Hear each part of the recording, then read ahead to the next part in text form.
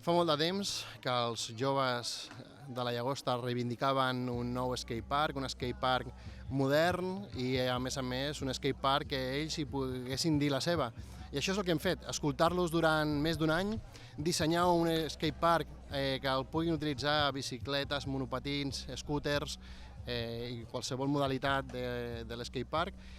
I bé, estem contents perquè avui l'estem per fi inaugurant. Hem hagut de retirar un antic i vell skatepark, hem hagut de fer un nou skatepark a sobre, preparant tots els terrenys, i avui tenim aquí un centenar de persones gaudint de l'espectacle que ens estan fent, de les classes que estan fent, i bé, a partir d'ara un lloc més perquè els joves tinguin un lloc digne per practicar un esport a la Llagosta.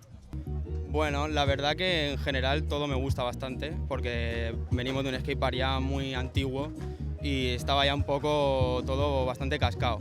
O sea que en general está todo bastante bien. O sea, las rampas, se nota mucho cuando entras en el rasante, cómo cambia de las antiguas a estas y la verdad que en general todo. Bueno, es un skatepark que está bastante bien para empezar, para aprender truquitos, menos la barandilla en medio que es un poquito grande.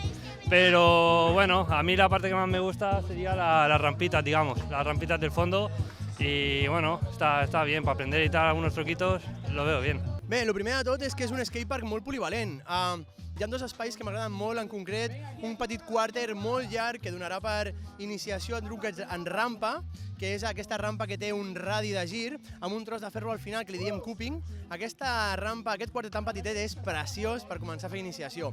I després veureu una zona rectangular, així una elevada, un pam i mig, que es diu manualera.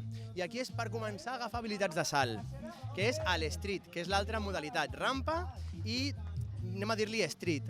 Aleshores, dit això, també hi ha un pedazo de quarter gran i una barana, una piràmide amb unes dimensions i radis molt bons per joves que saben patinar i que volen provar trucs una miqueta més elevats.